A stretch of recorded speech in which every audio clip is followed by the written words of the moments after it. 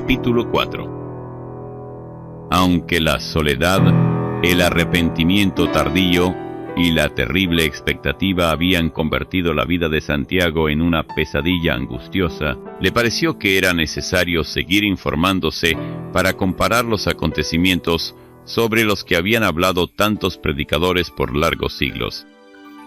Esta vez él pudo ver la misma figura, el gran estadista cuya fama se hacía oír en todas partes del mundo. Los diarios decían, por ejemplo, estadista perfecto. Cuando Santiago leyó esto, recordó las profecías bíblicas que decían: tú eras el sello de la perfección, lleno de sabiduría y acabado de hermosura. Perfecto eras en todos tus caminos, desde el día que fuiste creado hasta que se halló en ti maldad. Ezequiel 28, 12 al 15. Por cierto que el estadista en cuestión lucía perfecto. Perfecto físicamente, perfecto intelectualmente, perfecto emocionalmente, perfecto incluso en sabiduría. Santiago pudo seguir de cerca la entrevista que le hicieron. Los que lo interrogaban eran hombres sabios en las diferentes especialidades. Lo que sorprendió a quienes seguían esta singular plática fueron las respuestas del estadista. No importaba la pregunta, si era religiosa, sobre economía, ciencia espacial, política internacional o cualquier otro tema, solo había que preguntar. Santiago admitió que el titular del diario no podía describirlo mejor. Un día después, otro diario decía: ahora sí podemos decir que tenemos paz y seguridad. Volvió a leer de nuevo el titular porque le pareció que no podía ser algo tan literal como lo que estaba viendo. Pero, si son exactamente las mismas palabras que inspirara a escribir al apóstol Pablo el Espíritu Santo, exclamó. Rápidamente buscó la Biblia y leyó que cuando digan paz y seguridad, entonces vendrá sobre ellos destrucción repentina, como los dolores a la mujer encinta, y no escaparán. Primera Tesalonicenses 5:3.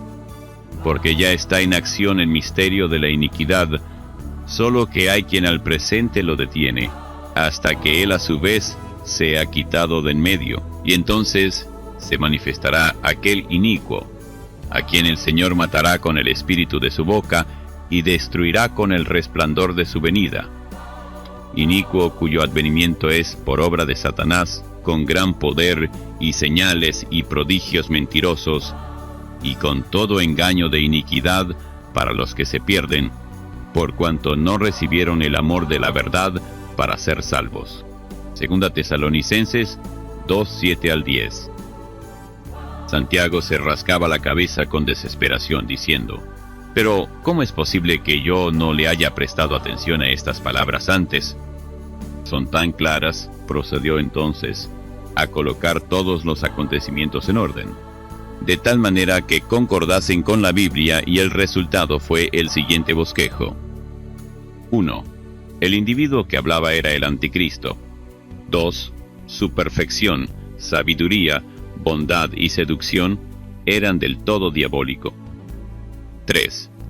El titular del diario que decía paz y seguridad era una repetición de las palabras de Pablo. Todo esto era un fraude de paz. No hay ni habría tal paz, siendo que ellos mismos habían rechazado al príncipe de paz. 4. Pablo dijo que hay quien al presente lo detiene. Ese quien es la iglesia de Cristo, que ya está con él, por lo tanto, ya no lo detiene.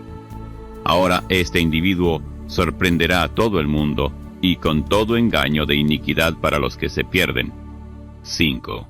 Era claro que todo esto tendría una duración muy corta, solo 7 años, y que transcurridos estos 7 años, el Señor Jesucristo retornaría con su iglesia, y entonces todo ojo le vería.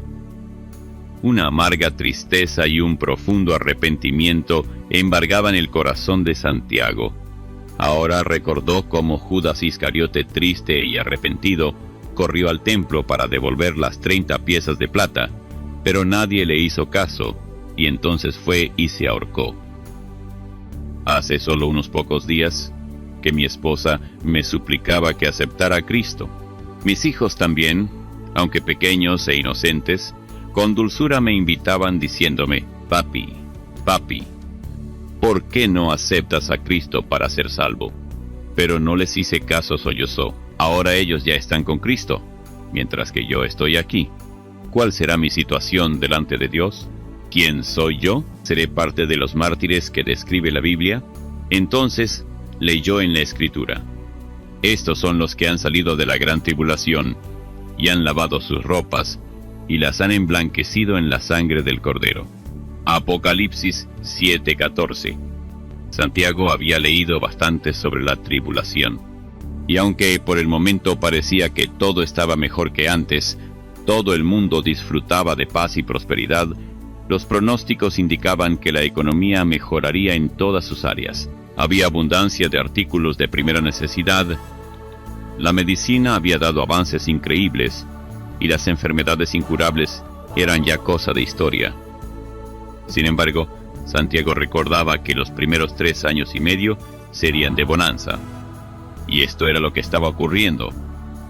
Pero, ¿acaso no pudieron haberse equivocado los predicadores, y es en realidad el Mesías quien está reinando ahora? Se preguntaba confundido. No hay conflictos entre las naciones. Todos los grupos guerrilleros depusieron las armas, y todo lo hicieron voluntariamente. Volvió a leer en el libro del profeta Daniel, y por otra semana confirmará el pacto con muchos. A la mitad de la semana hará cesar el sacrificio y la ofrenda. Después, con la muchedumbre de las abominaciones, vendrá el desolador, hasta que venga la consumación, y lo que está determinado se derrame sobre el desolador. Daniel 9:27.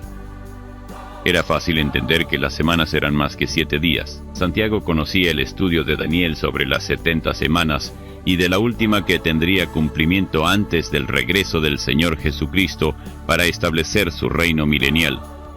Al día siguiente las noticias indicaban algo que parecía demasiado bueno para ser verdad. El encargado de las noticias leía un boletín indicando que en breve no habría más circulante. En otras palabras, no habría dinero en efectivo. El plan abarcaba no solo dinero, sino algo más que eso. Los puntos que el locutor destacó fueron los siguientes. 1. Mediante una especie de jeringuilla se implantaría un microchip bajo la piel de la mano derecha a cada persona en el mundo. Cada microchip estaría codificado con un número de 18 cifras dividido en 3 grupos. El microchip además contendría todos los antecedentes del portador. De este modo se evitarían los fraudes en los depósitos y retiro de dinero del banco, y el uso indebido de tarjetas de crédito, ya que tales transacciones solo podría hacerlas el propio interesado. Debido a esto, el dinero en efectivo, billetes y monedas, al igual que las tarjetas de crédito, no tendrían más ninguna función. El locutor indicaba dónde debían concurrir las personas para que les implantaran su número, y alentaba al público en general a hacerlo sin demora, agregando que el que no tuviera el número, el nombre o la marca del estadista, no podría realizar ninguna transacción monetaria, no podría comprar o vender, por la sencilla razón de que el dinero no circularía más. La noticia era del todo terminante, no parecía ofrecer alternativa alguna. 2. En la televisión presentaron una imagen imponente del estadista, la cual hablaba como si fuera él mismo, aunque era como una especie de androide. Era imposible diferenciar al estadista de su imagen.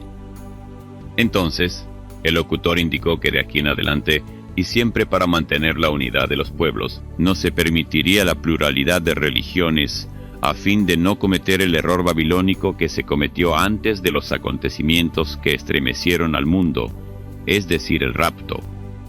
El locutor siguió diciendo que a partir de ese momento, todos los ciudadanos del mundo tendrían que adorar, alabar, orar y someterse siempre a los mandatos de la imagen del estadista. 3. En las noticias también se presentó a otro personaje, a quien llamaban el profeta. Este individuo engrandecía mucho al estadista.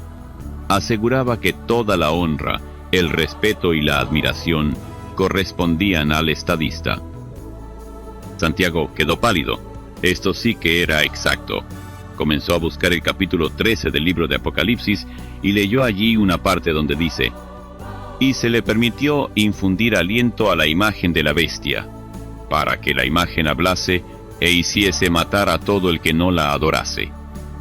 Y hacía que a todos, pequeños y grandes, ricos y pobres, libres y esclavos, se les pusiese una marca en la mano derecha o en la frente, y que ninguno pudiese comprar ni vender, sino el que tuviese la marca o el nombre de la bestia, o el número de su nombre. Aquí hay sabiduría. El que tiene entendimiento, cuente el número de la bestia, pues es número de hombre, y su número es 666. Apocalipsis 13, 15 al 18. Y ya no le cabía duda que los personajes que había visto en los noticieros de televisión eran la bestia y el falso profeta, es decir, el anticristo y su lugarteniente, tal como los describía el capítulo 13 de Apocalipsis. Santiago siguió leyendo y se encontró con el capítulo 14 de Apocalipsis, donde claramente dice que el que acepte esa marca, la marca o el número del anticristo, jamás podrá ser salvo. Quiere decir que, si yo no me dejo marcar, podré librarme de la condenación del infierno. Santiago seguía dudando de su propia condición. Era muy claro que al aceptar dicha marca, uno automáticamente se excluía del cielo y se comprometía para siempre con el infierno y todos sus horrores tan vívidamente descritos en la palabra de Dios. Era sábado y al siguiente día domingo. Santiago iría otra vez a la iglesia. Sabía que seguramente no habría mucha gente, pero estaba equivocado, porque ese domingo acudió gran cantidad de personas al templo. Muchos estaban impresionados y otros algo confundidos con lo que vieron y oyeron durante la semana. Quería saber qué opinaban los ministros, los teólogos, pero el pastor no estaba y Santiago sabía por qué. Un hombre que no conocía salió al frente para orar a Dios, rogándole que si el rapto realmente había ocurrido, los recogiera a todos. Segundos después, todos los que estaban allí comenzaron a orar. «Oh Señor, aquí estamos. Todos somos tus hijos. Hemos venido para implorar tu presencia y a darte gracias por todo». Si el rapto es progresivo y tú sigues recogiendo los tuyos, recuerda que somos parte de tu pueblo. Hemos realizado muchos milagros en tu nombre, hemos sanado a muchos enfermos, hemos recogido grandes sumas de dinero y ayudado a los pobres. Hemos leído tu palabra y todo lo hemos hecho para tu gloria y honra. Señor, no detengas tu venida, porque pareciera que el anticristo ya está aquí. Oh Señor, gemimos y lloramos, porque siempre te hemos amado y alabado en nuestro templo. Santiago solo escuchaba, y luego buscando en la Biblia, leyó estas palabras. No todo el que me dice, Señor, Señor, entrará en el reino de los cielos, sino el que hace la voluntad de mi Padre que está en los cielos.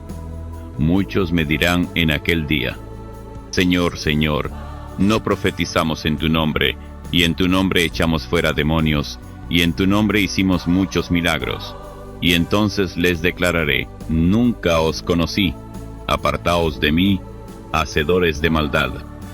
Mateo 7, 21 al 23. Pero aquí está la respuesta, Señor, pensó Santiago. Efectivamente, la oración de esa gente en el templo era casi textualmente lo mismo que había dicho el Señor Jesucristo casi 2000 años antes de que todo esto sucediera. Santiago conocía a muchos de los que llegaron, ellos sí eran religiosos. A veces solían ayudar a algunos pobres. En otras ocasiones entregaban alguna ropa usada al ejército de salvación. En las fiestas patronales acudían a las peregrinaciones religiosas y solían sacrificarse bastante. Una vez por año solían ayunar y se abstenían de carne durante la Cuaresma porque así lo enseñaba su religión.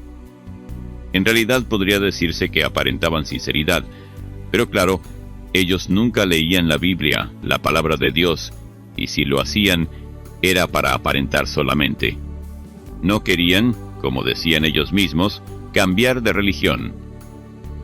Nunca prestaron atención a la salvación por gracia. Eran cristianos de tradición y seguían, como ellos mismos lo decían, la religión de sus antepasados. Santiago sabía que Jesús invitó a que lo siguiesen a Él, que confiaran en Él, que se confesaran con Él, que Él solamente era el Salvador y único mediador, nadie más.